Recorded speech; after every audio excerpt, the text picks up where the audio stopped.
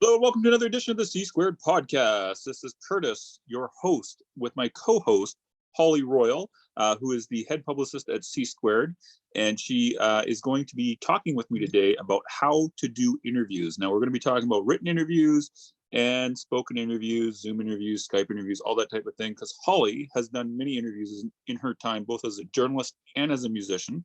So she has experience from both ends of the spectrum on how to do an interview. So first of all, Holly, can you first tell us, what is an interview? Probably basic, but let's hear it from you. Well, it's where you get asked a load of questions and you answer them. Is very basic terms. Very basic terms, but it's also like one of the key things that I want to point out with an interview is that the purpose is to get information about the person, about the artist, that type of thing. Because one thing I noticed is a lot of bands, if you ask them to do an interview. So Holly, ask me a question. What are your genre influences?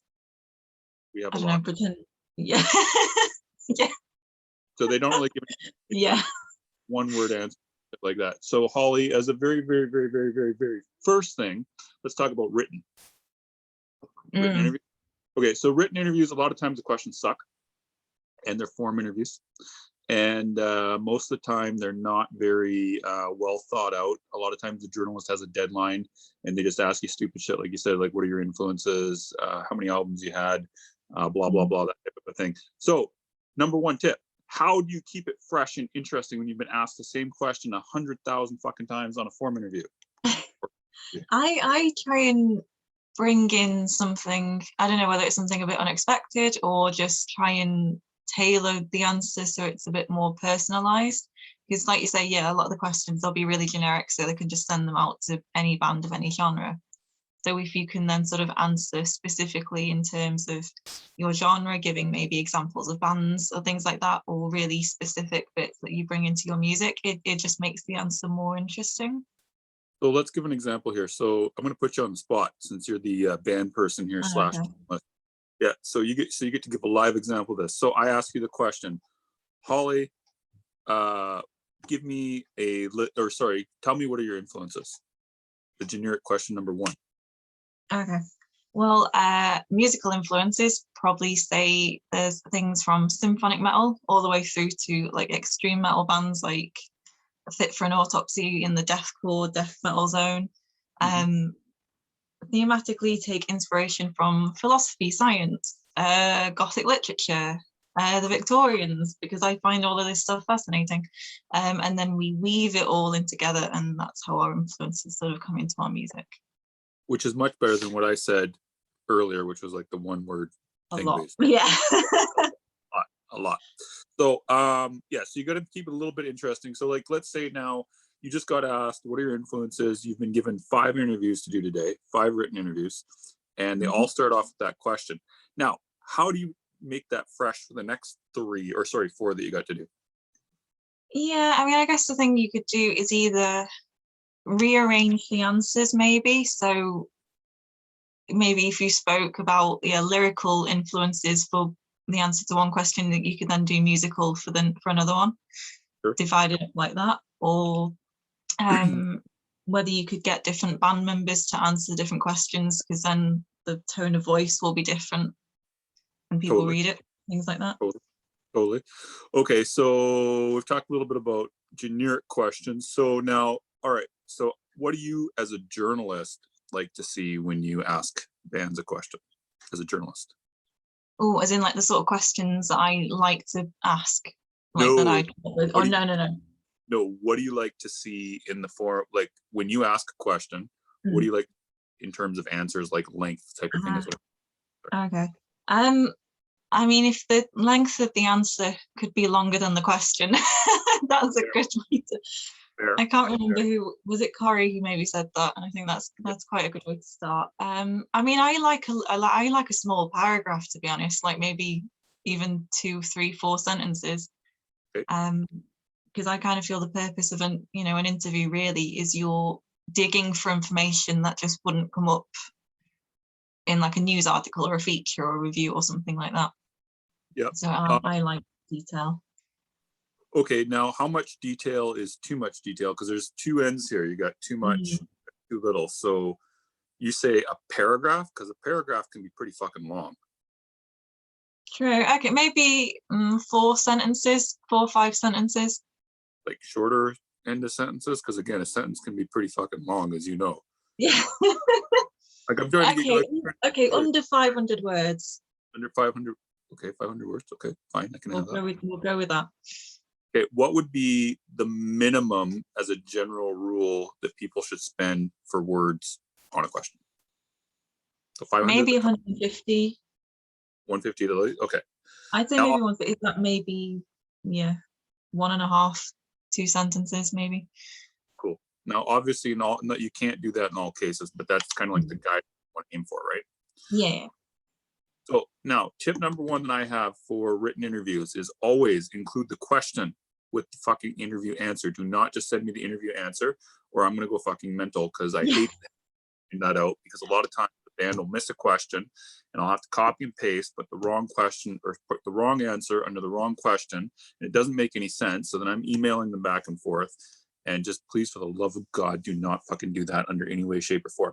So what are some tips from you on how to do a written interview, Holly? Like top 2 quick ones before we go to the next one. Oh, okay. Yeah, interesting details that maybe you've not spoken about before, and try not to be repetitive. So, don't copy and paste answers, because I know people who do that. You've never done that though, right? I've never done that. Personally, I've never done that. I know of people who have. Has anyone in your band? They might have done a little bit. I knew it. That's why you were saying it. I fucking knew it. Okay, so don't copy paste answers. Try to be as fresh as you possibly can. Oh, and then also, you said give some interesting details. Now, there's also the case where people can be too forthcoming with things. Yeah. So, I do not like it when bands get, you should get personal, but there's a limit to how personal you should get. Since you are the university person here with the scholarly education, can you give some information on what you would consider to be too much detail? Yeah, I guess the thing is to keep it relevant to the question. So yeah, if you start, I don't know, writing about your childhood trauma or something like that, the likelihood is you've gone off topic. So yeah, and like you say, maybe put in a boundary. So if I don't know, if it's relevant, speaking about an event that's happened, you could maybe mention it, but be very brief. So just be like, oh, when I was a kid this accident happened, or something like that. You don't need to write an essay on it. So yeah, I think just keep rereading the question if you're not sure it's going off, unless it pertains to the question I have. That's the only way. Yeah. So Holly's not going to talk about her childhood trauma and about the time she's fucking stuck her fingers in the light socket and her brother beat her. Oh no, she doesn't have a brother. You don't have a brother. No. Okay, cool. Never mind. Or the dog or whatever. So, all right. So also you should refrain from, try your best not to say anything that's too controversial unless you're aiming for that as part of your band theme, I would think. Obviously, racism, you don't want to do sexism, you don't want to do, I don't know what else, but those, you don't want to do that. Also, unless you're a political band, I would say stay out of the politics, because again, all you're going to be doing is inflaming people. What else should people avoid, Holly, that's not covered? I would avoid anything that's bashing other bands, musicians, people, companies, whatever.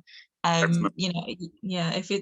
there's a question saying, I don't know, something like, have you had any bad experiences, you could say, oh yeah, we had a bad experience with a company, but leave it as that.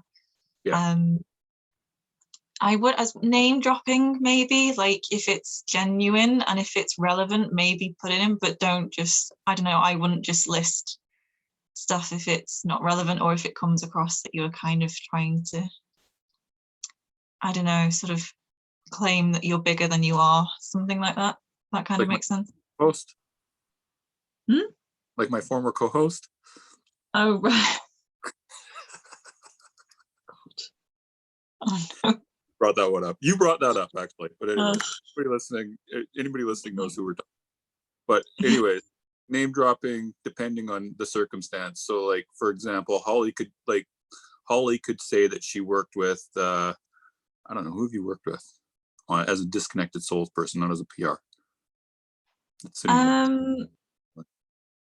Well, what's, I can't pronounce his second name, so I feel really bad. But it's the vocalist of And He's Okay, mixed and mastered REP. Okay, so you could like, so you could mention him in the terms of that he mixed and mastered your EP. You wouldn't just go like, yeah, I was talking to him the other day and blah blah blah. Yeah, like I mean, I would never say that he's my best friend or anything, because he's not. You know, and some people do seem to, if they know them, pretend that they're really close when they're not. So you're really throwing the shade today. I'm just saying. Shade today. Holy crap! I don't even have to throw any shade. You're just fucking doing it all. As a note, anybody listening, I did not prep Holly to do any of this type of stuff beforehand. I'm sorry, it's raining and I'm busy, and I'm apparently more sarcastic when that happens. Okay, so next up. So no name dropping, no bashing, no getting political. What else do we not want to? Is there anything else? Well, this is written, we're talking. Yeah. I guess maybe it's always worth checking with your bandmates what you are and aren't revealing. So if there's any questions about future releases, you know, maybe double check when you are going to start talking about things versus when you're keeping them quiet, because you don't want to announce something way too early and then it ruins your PR campaign or whatever it is you're doing. Totally. Any other written tips before we move on to video and phone? I think maybe just, I don't know, make the best of it. I'm trying to think of some examples. I mean, well, I guess when it comes to questions, there was, what? You're missing a key thing. What am I missing? Time.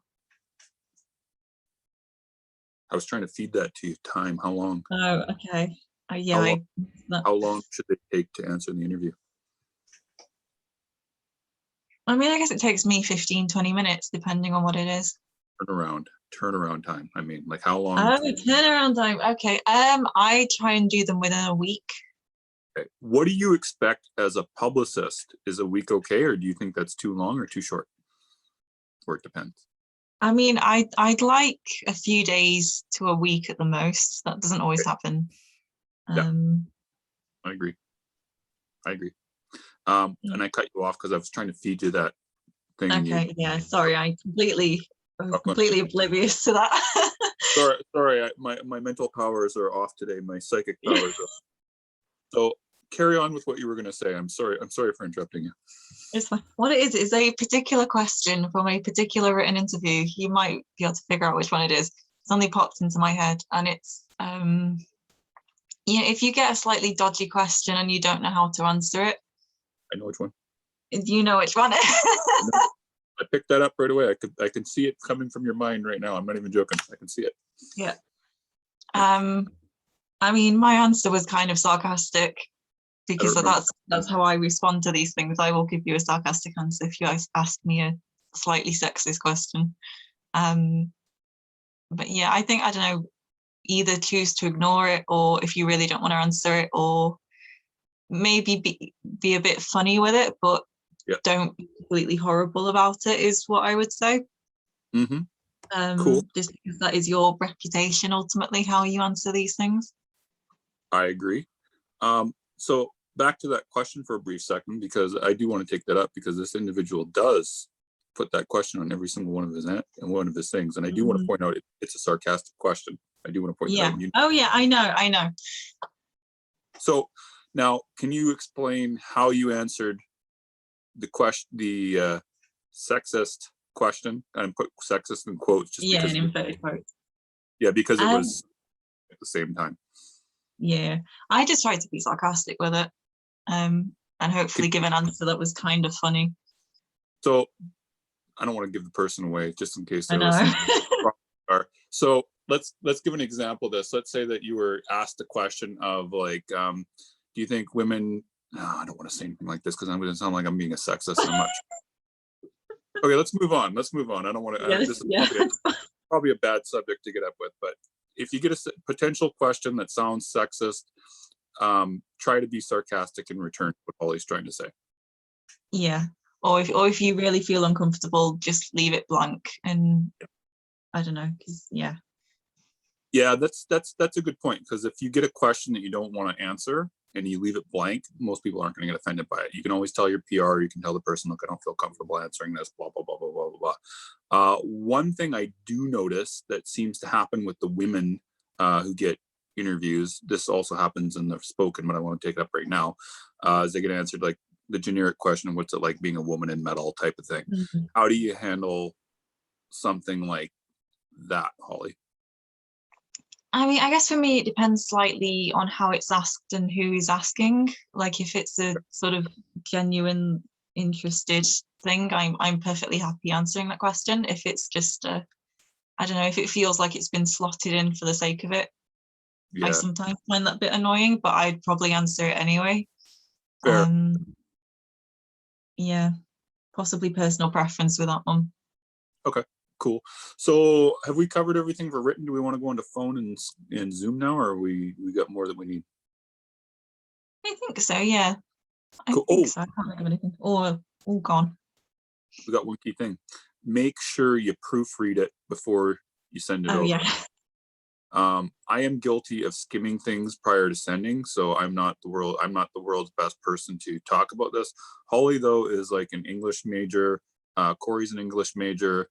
I don't think anybody else in the company is an English major. So if they ever get your interview and they start having to go through and correcting all your grammar mistakes, they're gonna probably go insane. So just make sure that you double check all your grammar before, as best as you possibly can. We're not all perfect in grammar. We're not all English majors, and Holly knows that, and Corey knows that. But do your best. And also, one other thing I want to point out is if you are the interviewer and you receive something back, questions back, and the grammar seems a little bit off, but you got it from a British person, the grammar is different. Yeah. Oh, have you had people? Yeah, we've had people do this before, where Holly has sent answers back and like the grammar's off. I'm like, no, dude, this is how the British say it. Oh, British, got it. Okay. I've also had it with British publications saying that the Americans were off. So I'm just pointing that out right here. So, embarrass anyone, but just double check your grammar. But also, if you think the grammar is off, it could be just that it's a different. The British and the Americans have it different. Anything else for written? Yeah, I think that's everything. Cool. So number one, we're going to talk about phone/Zoom interviews. So most interviews are not done via phone; they're done via Zoom because you can record Zoom. So what would you say would be? I got a tippy top tip, but I want to hear your tippy top tip.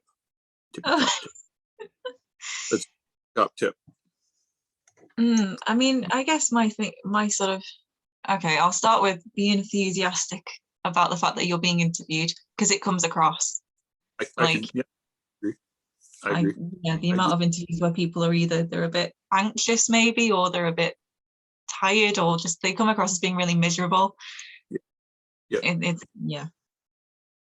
Next thing, okay, now this is probably an obvious thing, and don't laugh because we've had this happen, and it actually has happened. Oh, no. I'm not even joking. Make sure you are fully clothed when you start the Zoom interview. Oh no. I'm not even joking. This is usually more of a problem with males in the summer and stuff like that. But if you're doing a Zoom interview, make sure you're wearing some clothes. Right. God, is this like shirtless or pantless, or do I not want to know? I don't think I've experienced pantless yet. There's been guys we've turned on and it's like, oh yeah, just hold on, gotta grab my shirt or something. I'm like, dude, just fucking be ready beforehand. I don't know what you're trying to do, but just please. That hasn't happened with a woman yet, fortunately, but it has happened with a few guys, not fully clothed or whatever, and you're just like, shirt on. Thank you. That's don't do that. Yeah. Unless, I don't know, that's part of the interview and you're trying to like show off your muscles or something. I don't know, but make sure you come fully clothed. And number two, make sure you are somewhat familiar with how Zoom works prior to the interview. Specifically, make sure the app is downloaded on your phone, because most people will send you a Zoom link like a week before. And there's nothing more frustrating than waiting for 15 minutes while a newbie is trying to figure out how to set up the Zoom. So that would be my tippy top. And then second, I agree with you on the enthusiasm, but also on top of that, there's too much enthusiasm too. Yeah, I see I know what you mean. You don't want to be like super mega hyper all the time, but Dora was pretty hyper, but she wasn't like annoying hyper type thing. Yeah, she was sort of good hyper. Yeah, she was enthusiastic, like you said, but not like type of thing. Yeah. So you want to kind of be like that, and you want to make sure that you're not sitting there, what's the right word I'm looking for? Closed off type of thing, right? Yeah. So make sure you're a little bit more approachable. What's your next tippy top tip? Well, I'd probably say something like, sort of going off the behavior thing, always have like a glass of water or a drink or something, because then if you're feeling nervous, you can just like take a bit of water or something, and then that helps you relax and come across better. So I'd always do something like that. And I'd say, try and have a conversation with the person who's interviewing you. So if they're asking you about things and you think of maybe a little anecdote or I don't know, something that would be a bit interesting, go and talk about it, and then the whole interview will flow much nicer. I agree. So you want to have a conversational style. Yeah, I think that comes across much more, I don't know, I think it's less awkward to listen to as well. But you don't want to get too buddy-buddy with people. Yeah, do keep the sort of personal boundary thing. Yeah. Don't start asking them about their wife, their boyfriend, and all the rest of that type of stuff, because that's strange, and kids and all that stuff. What else do we got for spoken interviews? Oh, I know one thing. So make sure that when you're talking to the person, that you use good manners. Like pretty good. Not pretty good. It's always good to make sure you're using good manners. Like you don't want to be using I don't know, swear words usually, even though you and I swear all the time and Corey swears, Gaia swears. Try to keep profanity to a minimum unless they say it's fine to do. Because some podcasts, they like to keep it PG. What else? Also, don't be too formal at the same time. Like don't be calling Holly Miss Royal or anything like that unless she asks you to call her Miss Royal, but that would just be fucking strange. It'd be a bit weird. It would be really weird. And don't use weird nicknames for her. Don't like call her like Hey H or something. HR, I don't know. HR is your nickname. No, I'm kidding. It's not your nickname. But don't do stuff like that. Or like, for example, I've had people call me Kurt, which is fine because I do go by that. But how do you know? Because you never asked me. Yeah. So, there's things like that. Don't be too formal. Don't use nicknames. Don't say stuff like "What's up, bitches" or anything to start or anything like that. Profanity. What else, Holly? I guess like the political thing as well. Don't get into an argument with the person who's interviewing you. Yeah. Have you done that before? No. Well, I hope not. Did someone do that with you? No, I just thinking whether, I don't know if someone's very, I don't know, if you're in a political band and maybe they've got specific ideas and they dive straight into them without assessing the situation, it could, go the wrong way, sort of thing. I mean, obviously, if they ask you about it and make it clear that they do want to talk about it, fine. I think it's kind of about reading the room a bit, isn't it? You kind of got to read the interviewer's body language and listen to the questions and see what their sort of limits are. Yeah, you'll notice every time I get asked a political question. Do you ever notice what I always do? Do you sort of brush it off and a bit? Do you change the subject? I ask what their opinion is every single time. Fair enough. And I just listen, and that's all I do. And then I just take myself out of the equation 99% of. So, like for example, if you said to me, I'm trying to think of something that's political. Now I'm like just totally failing. So, for example, like ask me what I think of Joe Biden, I guess. Okay, what do you think of Joe Biden? What do you think of Joe Biden? That works. Yeah, okay. Well, I'm interested to hear what you think about Joe Biden, Holly, and then you tell me. Okay, cool, and then just get off the subject as possibly can. That's what I do. Or if it's like not a hot button political topic, then I might just say something. but then I'll just move on as best as I possibly can. Yeah. Or I'll say I don't get into politics. One of the two. Mm. Okay, so don't get political. We already said don't get sexist, don't get racist. Obviously, these are all kind of common sense things. What else do we need to cover about written or spoken interviews, Holly?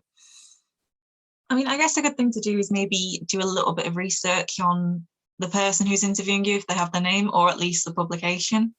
And maybe go, if they've got videos on YouTube and things like that, go and watch them, because then at least it'll, prepare you for what you're getting in for. And hopefully, yeah, you can sort of see the structure that they use and things like that. And you should do the reverse if you're a journalist. Always 100%. Yeah. Although again, I'm one to talk because a lot of times I don't do a ton of prep like that. I do prep, but I don't like watch like everything they do, like you were talking about. But. Oh yeah, I mean there isn't always time to do that much. So sometimes even just a quick Google is better than nothing.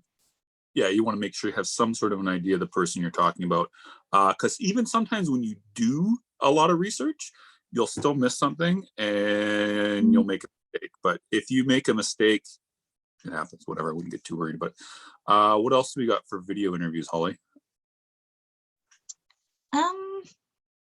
I mean, I guess something that I think is quite good to do, like, if you're promoting a new album or something, if you've got maybe like a CD next to you or some stuff just within reach, that if they ask you a question that's relevant, you can just, do a little bit of promo with it and stuff like that. Yours? Damn it, no, I don't. Well, if you're not doing an interview for that. No, I'm taking a really bad example of what you shouldn't do. Well, no, not doing the interview on this anyway, so you're wearing the publicist role right now. Exactly. Holly Royal, the publicist, not Holly Royal, the Disconnected Souls keyboardist / vocalist / everything else. Yeah. So what else do we got on this topic here, Holly? Try not to mumble. Like, I know there's a few people on interviews, they speak really quietly, and I get it, sometimes it's just a volume thing, but try and maybe project a little bit or enunciate a little bit clearer if you can. Agreed. Also, if you are not English as your first language and you're doing a non-English interview, try your best to, again, try to say it clearly if you can. And if you're not very good at speaking English and you're not comfortable with doing an English video interview, ask to do it in writing instead if you're better at doing it in writing. Because I've had that before where the band wasn't very good at speaking English, but they insisted on doing a video interview, but their written English was perfect. And it didn't go over that well, and they had to go back and do the written interview anyways. So it was just kind of like a waste of time for everybody involved.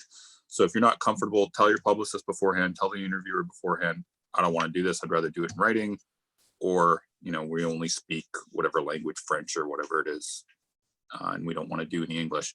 What other top tips do we have, Holly? I'm running out of stuff. Yeah, I mean, I guess following on from that, like, if you have got any questions about an interview or anything, just ask. Because I think I think there's been a few occasions where bands they've thought, oh, we've been offered an interview, we've just got to take it. And it's kind of, if it really doesn't suit you, or you'd rather do written or you'd rather do video, just ask. Because the worst that they can say is, sorry, no, we need to do this. So one more thing I just realized, I don't think bands should generally turn down interview requests no matter the size of the site, unless they are at a certain size. Yeah, I'm very much of the opinion, like, if someone offers an interview, no matter who it is, we're going to take it for Disconnected Souls, because, it's an excuse to talk to someone and get out there a bit more. So, yeah, because you never know who's going to listen as well. It's like your future #1 fan could be listening to this tiny little blog, and if you don't do it, you've missed them. So yeah, there's extremes though, because, like, for example, I might not ask certain clients that have been around for a long time and who've done lots of interviews and get a lot of interview requests to do a little tiny one, because sometimes it's not worth their time to do it. And I'm not trying to make it sound like they're too big. But in terms of time wise, certain people you don't want to have do that because they've already got enough exposure, versus like, I'm not trying to be a dick, Disconnected Souls, for example, you just want to do everything because you guys are newer. Exactly. I mean, as well, you know, some bands, they just have very busy lives and they can't do every interview, and that's perfectly fine. Yeah, if there's an opportunity comes up and you can do it, take it. Yeah, 100%. Okay, so next up, so I think we're pretty much covered on interviews, because I got one last thing I want to ask you. Yeah. Nothing else? Oh, go on. Because I just realized here. Also, make sure before you start the video that your sound is okay. I think you might have said this. Oh yeah. Okay. I think I sort of alluded to it. Yeah, like maybe just check your phone camera works and sound and everything. Yeah. Oh, another key thing too. Do not wear offensive clothing in the interview. Yeah. I've seen that before where someone's wearing a shirt that says fuck something or whatever, or else it's got like a middle finger or whatever, and you're like, yeah, not a good idea. Yeah, don't want to do something like that. And what else, Holly? Oh, one big major thing that I just thought of, you know, if you're in a house full of people, maybe mention that you don't want to be disturbed for half an hour or an hour. Can't believe I forgot that. That's kind of the obvious one. I do want to point out though that sometimes if you got kids like I do, they don't fucking listen and they fucking do it anyway. Like, you know, I completely, sometimes situations happen and they happen, it's fine, but yeah. One time I think it was you and I were doing a podcast, might have been me and Guy, I can't remember who it was, but the kids broke a dish upstairs right in the middle. Oh, I remember that. You were there, that's what I thought. Okay, I thought it was you. And I was like, okay, handle it later. So it does happen sometimes, but you can't always control it. So the final question here, Holly. So now you're going to be wearing the publicist hat for a moment here. You're not wearing the journalist. Okay. You're not wearing vocalist / keyboardist, whatever the heck it is you're called. So what would be an ideal interview for you from a client? Written or video or either? Either. I want an ideal interview as spoken by the head publicist to C-Square. Something that, it goes into a little bit of detail so that you get the band's personality coming through, get maybe a little bit more information that they've not said before. Preferably, if it's a video, if they come across reasonably confident, not arrogant or anything like that, but they come across like kind of well spoken if they can. Things like that. If it's written, again, like you say, if the grammar can be pretty good, if it's not perfect, that's fine. But just something that's just kind of interesting to read or just interesting to listen to. It almost flows a bit like a story sort of thing. Yep. I think that's the key point, is interest has to be, you have to have something interesting there. And very final thing I want to point out that we both forgot to mention, always include a link to buy your stuff or listen to. Always. Do not assume that the place is going to put the link in there. Always put it, you can buy our music at Bandcamp and do, disconnectedsouls.bandcamp.com or Big Cartel whatever the fuck it is, blah, blah, blah, type of a thing.